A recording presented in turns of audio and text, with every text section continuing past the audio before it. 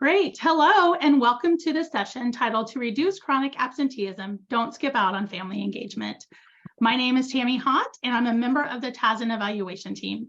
Here with me today, Dr. Jane Groff, the director of KPERC, and Dr. Amy Galmer-Erickson, the director of TASN evaluation team. The QR code on this slide will allow you access to the PowerPoint that you're currently viewing. We added the code here just in case people were sharing a computer or gathered in a large room. We wanted all of you to have access. Amy's also watching the chat box, so feel free to put any questions you might have as we go along today. For those of you who are unfamiliar with TASN, TASN is a network system that provides technical assistance and extra support to school districts across the state of Kansas.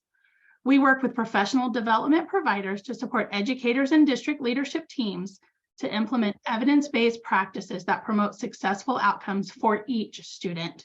Here to tell you more about KPERC is Dr. Jane Groff. Hello, everyone. Good afternoon, if it's afternoon where you're at. I am Jane Groff, the Executive Director of the Kansas Parent Information Resource Center, KPERC, we call it for short. You can see over my shoulder. And it is only one of the TASN projects. There are quite a few, but we are one of them. And we're in that logo in the right-hand corner of each of your slides. The Kansas Parent Information Resource Center is designed to promote meaningful family engagement at all levels of education. We provide professional development, technical assistance, resources, information to help parents, educators, and other organizations promote the educational success of every Kansas child.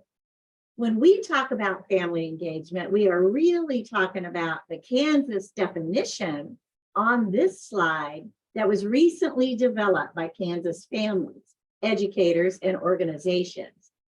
Family engagement is an empowering partnership among families, educators, practitioners, and the community with shared responsibility for the personal success of children and youth. The objectives for our time together are to first explore the intentional revisions made to our original family engagement survey. These changes were intended to increase the capacity of Kansas educators to assess two-way communication and how equitable their existing family engagement practices are. From these intentional revisions, we'll explore the unexpected outcomes that have risen from the new and improved family engagement survey data. The significant question here is why? Why is family engagement important? If you guys would please scan the QR code and provide us with your response to this question. You could also type your answer in the chat, and I believe the link to the Menti is also provided in the chat.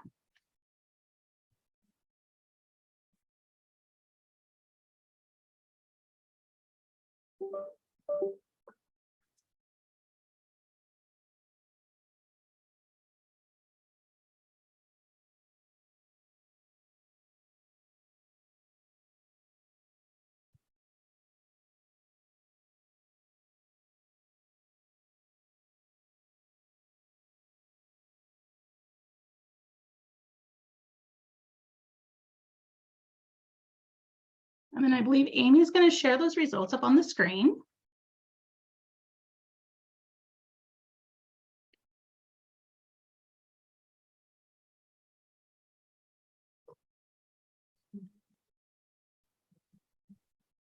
And just to highlight a few: student well-being, to improve communication, build trusting relationships, partnerships, increase student success. They have the biggest influence on their children, and yes, that is a research-based statement. Improving student outcomes. Parents are often not empowered to participate in decision-making process, but their involvement is critical in building those positive relationships with families. Absolutely. And children with families engaged in their education are more likely to earn higher grades, develop self-confidence and motivation, have better social skills, graduate, and have better classroom behavior. In 2015, the SPDIG focused on family engagement, and we found that in general, it was really difficult to measure family engagement. So KPERC, along with TAS and Evaluation, they really wanted to measure family engagement on a statewide level. So Dr. Amy Gummer-Erickson, Dr. Jane Groff, and another one of our colleagues, Dr. Patty Noonan, created the first version of our family engagement survey. Creating the family engagement survey was a very collaborative process. After gathering feedback from a variety of stakeholders, the final product included 15 questions where respondents specified their level of agreement. Using a 5-point Likert scale, the questions were categorized into 5 main domain areas. The domains were purposefully determined based on the PTA National Family School Partnership standards that were endorsed by the Kansas State Board of Education in 2008. These standards focus on families, schools, community, student relationships, and engagement. The National PTA says that these standards contribute to the greater awareness, equitable practices, and capacity for improving family school partnerships across the country and internationally. While these standards help align what family engagement in schools should focus on, the Family Engagement Survey was created to provide a means to measure the extent that schools engaged families in the education of their children. The 5 domains included welcoming environment, effective communication, supporting student learning, sharing power and advocacy, and community involvement. We combined the sharing power and advocacy standards into one domain. Once the survey was developed, TAS and Evaluation and KPERC worked together to make the survey easy accessible to all districts. The survey is housed on districttools.org. This platform gave districts the ability to access the results in real time. District leaders could choose several different display options. One option is displaying the average ratings for each of the 5 domains that were explained by Dr. Groff. In 2022, focus group participants identified this display as beneficial and said that this is their starting point in identifying strengths and prioritizing areas of improvement for their schools and districts. In the bottom right-hand side of your screen is the second display option. District leaders can create data displays for individual questions within each domain. Quoting one of our focus group participants, "These questions really helped us get to the nitty-gritty of what services we were providing for our students and how accessible they were to our families." And because the data worked, the evaluation team has been able to analyze the data across buildings, districts, grade levels, years, and for a variety of reasons. During the 2019 to 2020 school year, data showed that family engagement decreases as student age increases.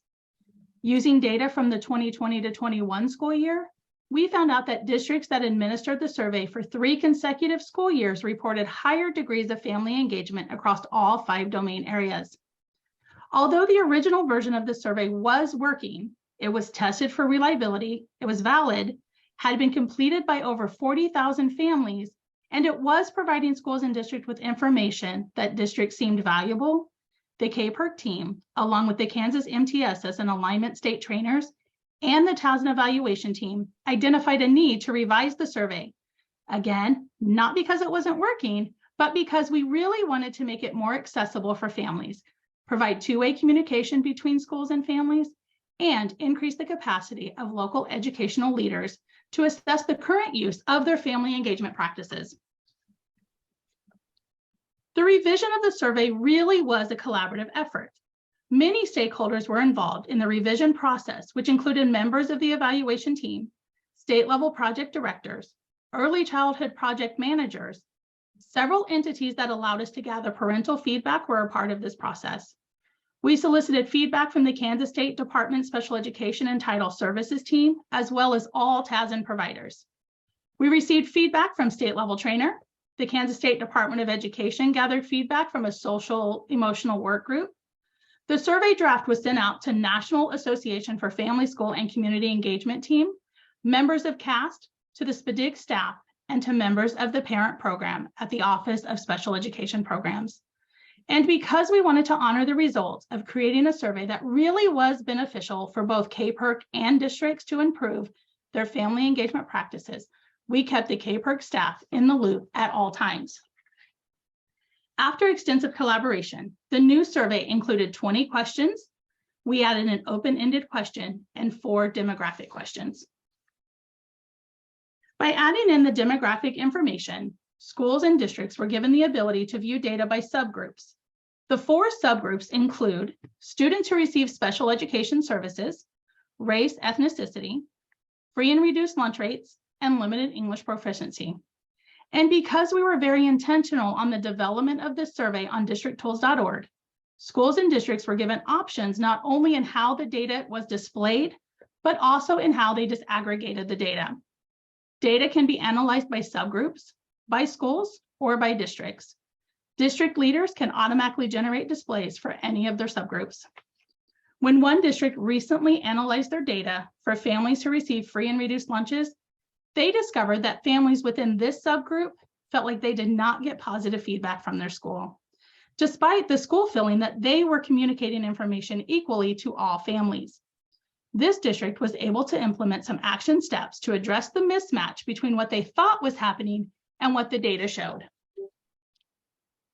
And because this is a population measure, which means we wanted all families to have access to the survey, 6 additional languages were added with the new version, making this survey available in 11 different languages. By choosing the top 11 languages of families in our schools, we hope to give all families of all students the ability to communicate their personal perception of how educators and school staff are engaging with them. We were also very intentional about moving away from one-way communication survey to a 2-way communication survey. We changed the questions we asked our families. For example, instead of, I'm provided clear information about policies, programs, and improvement efforts, we changed it to, I have opportunities to provide input into school policies and improvement efforts. We also changed other statements like school staff consult me before making important decisions about my child's education to school staff consider me an important partner in making decisions that are in the best interest of my child. These examples, as well as others, showcase our desire to focus on utilization evaluation efforts, meaning that we listen to what our clients needed and what would be most beneficial to them, and we improve the survey for them. As reported by a district superintendent during a focus group, these efforts really resulted in families feeling like they've been able to provide input and that schools are valuing their input in their decision-making process. And to make our colleagues who get really excited about numbers really happy, we tested the new survey for reliability using Chromebox coefficient alphas, which range from 0 to 1. These tables provide reliability analysis across grades, schools, demographics, and domains. All areas show high reliability. We're going to make it easy for you to identify the unexpected outcomes from this work, so you can post these. Just as surprised as these little boys are on this slide, we are equally surprised at the unexpected ways we could use this survey data. An unexpected element found within the survey results is a significant connection between a school's family engagement practices and attendance. Findings showed a significant correlation between decreased rates of chronic absenteeism and successful family engagement practices. Because chronic absenteeism may be a new term to some of us, let's all get on the same page on its definition. Currently, 1 in 4 students are labeled as chronically absent, as defined by missing at least 10% of the days in the school year. In reality, that's only about 2 days a month. The rate of chronically absent students is believed to be climbing since the start of the pandemic. On the top of the green line on this graph, our findings showed that districts with higher ratings on the family engagement survey had statistically lower percentages of students who were chronically absent. On the yellow and blue lines on the graph, you can see that two standards of family engagement were found to be significantly correlated to lower chronic absenteeism: sharing power and advocacy and the welcoming environment. We can see how this totally makes sense, because schools that are welcoming and sharing power with families well, we would expect to find families that love to be at that school. But as we know, it takes data to show these facts, not just common sense. The Family Engagement Survey provides actionable data to schools, resulting in improved family engagement practices. One focus group participant said, "A welcoming environment is a very important part of this survey. I want that information. I want to know how parents feel when they walk in our school." Our second unexpected is that as family engagement reduces chronic absenteeism, it increases state assessment performance.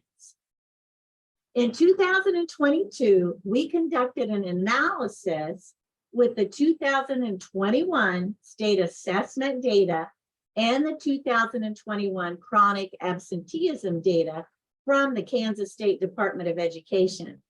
We found a strong, significant correlation between chronic absenteeism and performance on the state assessment.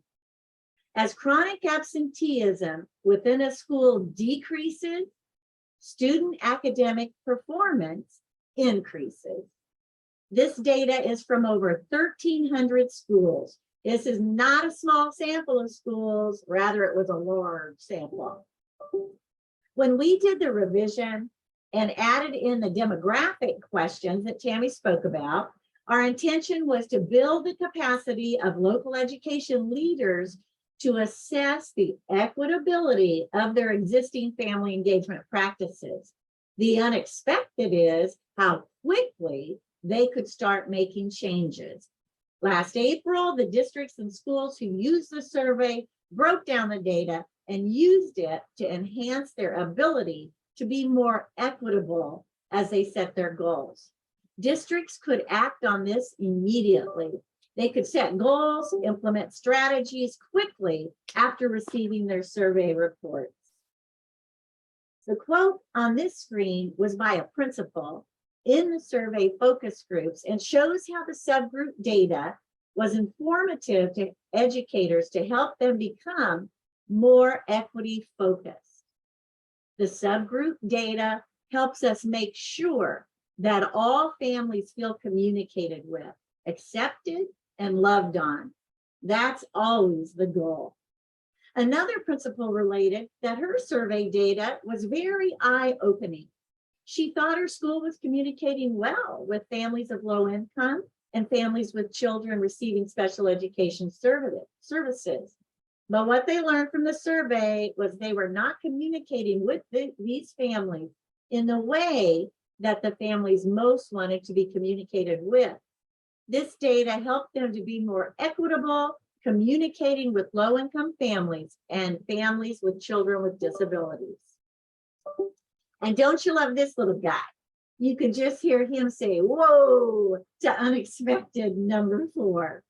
An unexpected fourth way to use the survey data is in the new Kansas Education Systems accreditation called KESA. Schools are using the survey data to set family engagement goals and implement strategies for their new accreditation cycle. When starting the KESA process for accreditation, every district does a CBA, a component baseline analysis, as part of their needs assessment.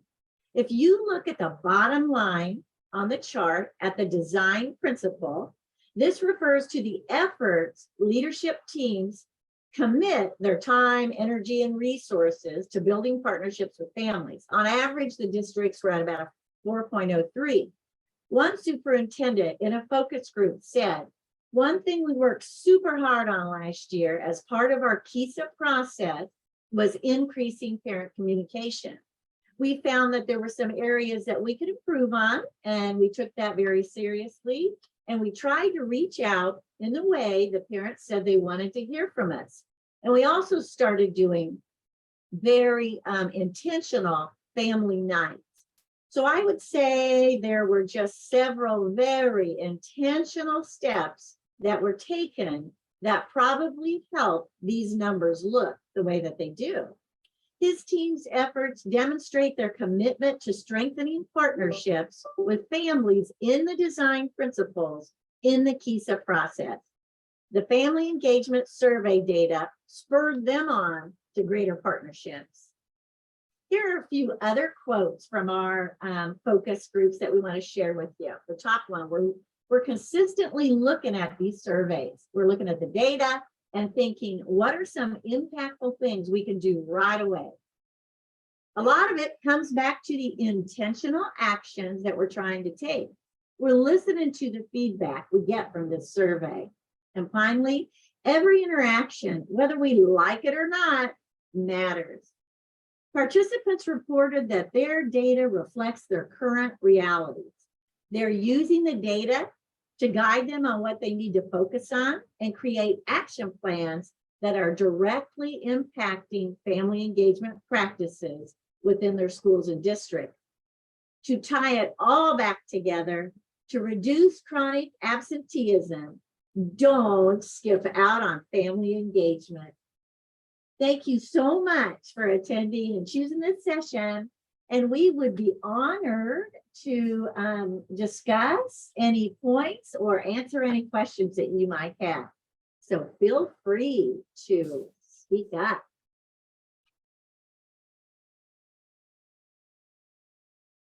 Thank you so much, Jane, Tammy, and Amy also for monitoring the chat and putting in the resources and survey in the chat. I really love the pictures of the children that you embed in the presentation. And I hope everybody had a chance to fill in the bingo chart as you're listening to the presentation. And feel free to ask any questions or make comments.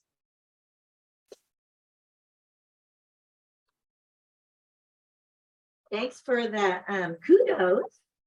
But any comments or questions? I have just a comment. I'm an evaluator with the University of Kentucky, and we're evaluating the Tennessee SPDIG. But the comment I wanted to make is prior to coming into this position, I worked for a school system for 20 years. And I think that we all know intuitively that if you increase family engagement, that, you know, academics are going to go up, child well-being is going to go up. But to see the concrete evidence of that you've gleaned through your parent engagement survey, it just made me smile. I was like, yes. So thank you for sharing that. It was really cool. Jamie, we appreciate that. And you know, I've been executive director of KPERT for 16 years. And in that length of time, it has not become easier. I mean, collecting family engagement data is not easy, you know, to do. But we wanted to do it. And with our incredible, and we have an evaluation team that is second to none. And they will look for ways to tie this family engagement survey data with any data that we have from KSDE that we can crosswalk. So I respect them and their work so very much. But I know it, Jamie. And remember that comment I said? It takes more than common sense. We know these things. We know they're true. We believe them to be true, but we need data. Right. And I just wanted to highlight a couple things related to that. This top right-hand corner shows data from schools that use the family engagement survey administered at 3 consecutive years. And as you can see, these numbers are going up each year. And there's a special jump in from year 1 to 2 in the supporting student learning. Part of our work as TASN evaluation is to ask the why questions. And so we were actually able to do focus groups with district leaders, instructional coaches, families, in order to understand how this data changed. And one of the big ahas that district leaders said is that it really created actionable data for us. We knew steps we could take based on this data, and then that resulted in families feeling heard. Another piece that I want to point out is the need for families to be engaged in all aspects of this. And so on the database decision-making screen, basically, it's the results from the survey that district leaders can access in real time. It allows for the filtering to look at parents of students who receive special education services or who speak languages other than English in the home. But another piece that it does is give the report. This report here can be downloaded in all of those languages that the survey can be completed in, making sure that those feedback loops go back to the families and that they understand what the data that has been requested from them is being used for. And Kelly asked the question, and we really didn't cover this. Talk a little bit about how it's embedded into the work of the SPDIG. What's the hook? How is it infused? And part of this goes back 2 SPDIG cycles ago, where the work included Kansas MTSS and alignment, and that work has been expanded upon and continued for the last, are we at 15 years now, Carrie? And each SPDIG adds another augmentative aspect of Kansas MTSS and alignment. So the current SPDIG is focused on trauma responsive support systems and wraparound plans for students. So Jane is involved in all of those, but Jane, talk just a little bit. No one is required to take this survey. Why? How do you advertise it? I think, well, it's really neat. That's why the TASN system is so beautiful, because it isn't just us during our professional development. We always, at some point, tell them about the survey, show them the survey, show them some of the data from the survey. And we assist them, as I mentioned. Now they have to do a new system for accreditation. And so they're going, I need goals for family engagement. I need some data from which to begin setting a goal. So I said, Kansas has an all ready for you family engagement survey. You should always collect data from families. So we'll introduce it that way to really help them this last year really expand and support them in their accreditation. And in the previous accreditation version that was out there, family engagement was not really part of it at all. And so this is huge. It is a very big deal. And I wouldn't be surprised if Kansas wasn't the only state to have family engagement embedded in accreditation like it does. The other way is because there's TASN projects like MTSS or sister organization, Families Together Inc., our PTI, all of those, or our Kansas Learning Network, all of those TASN projects at some point along the way have had training by CAPER to talk about family engagement. We've done some professional learning with them. We've come side by side with them out as they're out in districts and schools. And so now when I will go to, for example, an MTSS work in schools, the family engagement in their work is embedded in ways that I couldn't have dreamed of. The last time I was at a school with them and I saw their work with the school, the family engagement questioning and the information was just built in. And that's how TASM was supposed to work, sharing knowledge with one another, because there's one group for different things. And so we want that knowledge to grow in each TASM project. But the MTSS project at each and every school that they're working at, they really promote this survey and they get really good data and high numbers of data. Like Tammy mentioned, it was 40,000 families that completed it. Now it's over 50,000 that have completed this survey. So I give kudos to other TASM projects that promote it. And last week, it just got put on the accreditation website. So it is up and on the accreditation website for any district or school that's beginning their accreditation cycle. So it's just been incorporated into so many things because it is so hard to collect family engagement data. So Kansas has worked hard to make it free and doable, usable. And so it's just really a treasure. And as Lee commented, the Kansas FDIG School Mental Health Initiative shares the availability of the survey and encourage them to administer the survey and use it as part of their database decision-making process. That family engagement is foundational to all of the TASM projects. And that the training from KPERC has really helped expand both the project's understanding of what family engagement means and districts' understanding of the fact that it does not mean parents getting into the school building. There are so many aspects of family engagement. Thank you, Lee. And especially in this last round of SPDIG, as the emphasis has been on school mental health.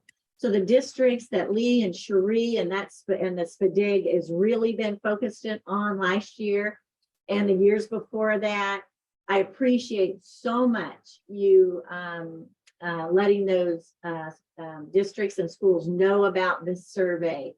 So yeah, we know family engagement is a big part, always has been, of SPDIG. And so this can work its way through projects at the State Department, last SPDIG, this SPDIG, so just growing and expanding. And to answer a couple more questions in the chat, does the survey come from the district or building directed to parents? And yes, it does. It is based upon strategies that the district and school leadership teams identify. In many cases, a kiosk is set up during parent-teacher conferences. And so as parents come in and are waiting to talk to the teacher or as they leave, they complete the survey on an iPad or something set up there. Other instances, it's sent out in newsletter, direct information to parents.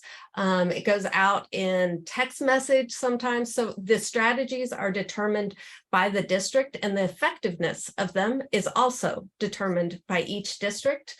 The question about response rates, we use a strategy with districts by giving them their data in real time, where they are able to see the number of responses from each school in their district, and they can also look at the survey results based on the schools, and so that they can see the number of responses. So what I'm showing here is just example data.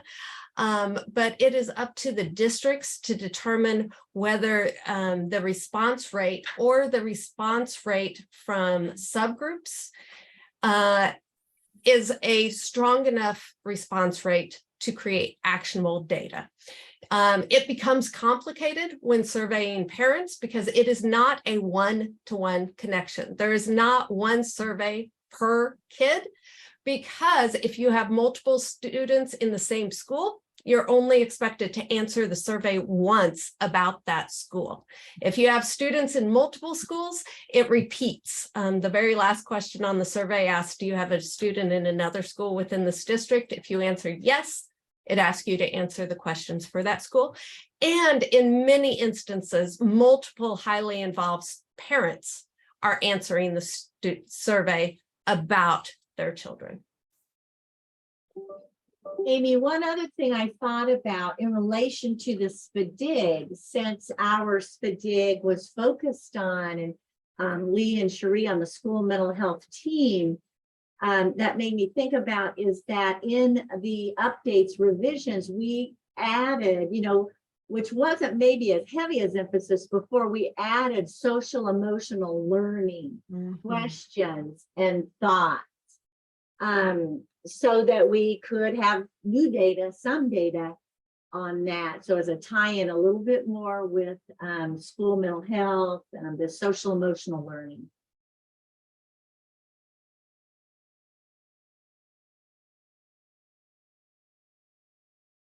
As I'm listening to you all, there's so much that I'm learning.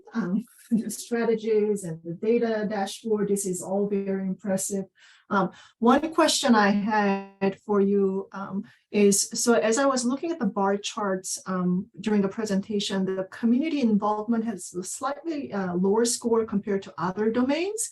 And I wonder if you can share any insight about that and what kind of action steps schools or districts came up with that score from those scores. Yes, and Jane, you're probably the best one to answer this. I know you have been able to work with districts a lot around some of the community engagement aspects. One of the first things we have seen districts do is to build a better website. Often they say they connect families to community resources they need, but it is so convoluted for families to understand what is being shared, what they can access. If you see here, we've got a couple items like partners. Does the school partner with businesses and community organizations to expand my child's awareness and involvement in our community? So it is asking schools and educators to think community-wide beyond the walls of the school. That doesn't necessarily mean a field trip. It doesn't always mean a guest speaker, but there are so many ways to tie learning into those community engagement activities. And you are so correct. I kept waiting for, the change. So for community involvement to zoom up and do better and take over. But you know what, even in the research, in the books, we just don't do as great a job in engaging the community as we should or as we could. And so it is just, one of those areas that districts and schools have to think about, have to plan and then implement, some strategies. But yeah, especially helping families know, like the last statement on there, where are needed resources? Where can they get food, maybe clothing? So some schools, like Amy said, sometimes they have it on their website. Sometimes they just always have it in their office in one place, a hard copy sheet of where school mental health services or mental health services may be accessed without, embarrassing or without a parent having to ask specifically how can I get some food? It's much better to pick something up that has these lists on there, but also, especially at middle school and high school, when you can get some internships. I really think that area in middle school and high school is expanding and blowing up a little bit more, and I love it, because that is great in community engagement. And then in the elementary level, it's lots of fun to have those speakers come in and those community helpers and all that. That's always, great fun. But it gets beyond that. It gets beyond needs, and especially in this area that our SPDIG does so well, is in this area of school mental health, with some of them now providing services right there in the school for students and or families. So how can you get much better community engagement by having maybe a mental health center, have someone at that school daily or a couple times a week to work with those students? That is a beautiful example of community engagement from our currents today. And as Thank you Lee so much. mentioned in the chat, it makes her think about the marketing and how we share about the involvement with the community. I think that is a great point. Sure is.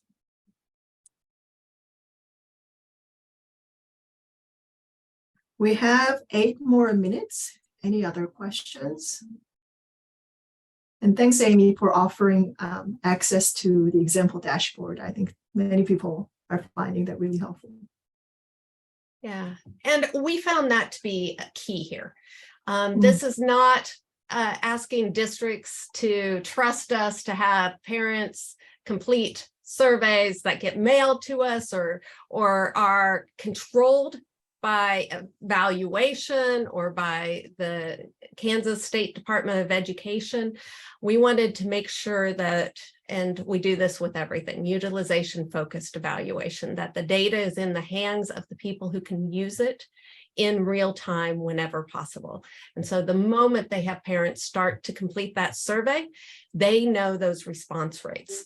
And once they get up to a certain number of parents, they then are able to see the results. And that's just to ensure that there is still that confidentiality within the data. The ability of parents to really be able to share and for districts to be able to make strong decisions based on the data.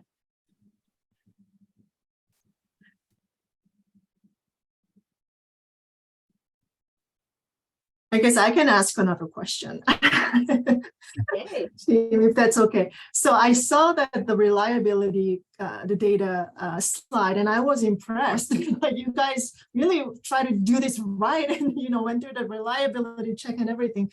So can you tell us a little bit about the reliability check process, how that happened, and what you did? Yes. So we analyze the data across time. Because this was the first year of using the Family Engagement Survey version 2, we wanted to make sure that the items held together really well and that the domains that we had theorized based on the national PTA standards actually held together well in those items. And so the number of responses was high enough that we are able to look at it overall, as well as in grade bands for race, ethnicities, and other subgroups, to make sure that the survey was measuring what we expected. This was also a time we conducted focus groups. We don't conduct focus groups every year, but when there is a question asked that would best be answered in focus groups or interviews, we try to engage in those. And we tie it in as much as possible within the existing frameworks in the state. So Barbara's questions about how do you work with schools to help them understand response rates, whether the data is reliable, much of that work comes out of the Kansas MTSS and alignment team. They work with districts to understand and analyze a wide array of data, and the Family Engagement Survey is one of those data points, and helping them through a process. And we have guided questions that they have helped design that starts with, is this representative? And being able to think that through and what that really means within their school or district for all of those aspects. And Barbara, I like your emphasis there on equity. And what we found, duh me, was that, I just thought we were going to get demographics. All right, get demographic. Let's get more data and get more specific. I just didn't in my brain link that with equity, but that's exactly what it is. So when you add subgroups and demographics like that, we can do exactly what you're saying. We can say, do the Black families feel that they are communicated with as well as the white family? Do the Latino families feel as welcome as the rest of the population? And so I just didn't, a good evaluator or data person would have done it probably or realized it, Barbara. But to me, just by adding the demographics, we opened up the world of equity to all these districts and schools. So that was really, for me, my biggest unexpected kind of, and I'm thrilled with that. Right. And yes, being able to disaggregate the reports by race, ethnicity, by language spoken other than English in the home, these filters allow you to layer them together as well. So you could look at students receiving special education services and other languages in the home. If that's a large enough subgroup in your school, you're able to analyze that data for them.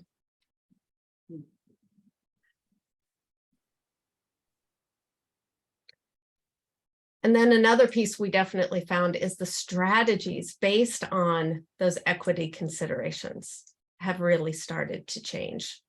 Helping think through what are the most effective ways to communicate. One of the pieces that a lot of districts said is that they had a few really specific items they wanted to ask families. They wanted to ask them about a few new initiatives that they were trying. And they're like, okay, but if we get them to take this survey, it's hard to send this out and then send a different survey out for a different purpose. And so one thing we were able to add to this survey is that districts can determine where the survey launches people to at the end.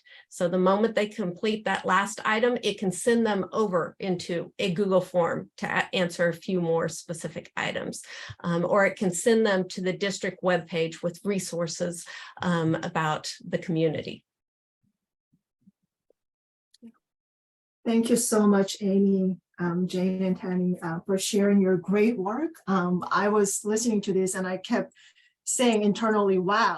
So I really enjoyed the presentation. I'm sure everybody in this room did the same.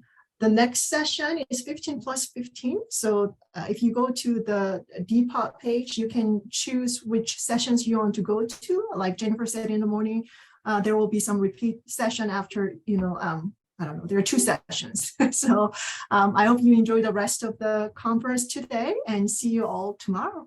Thank you so much.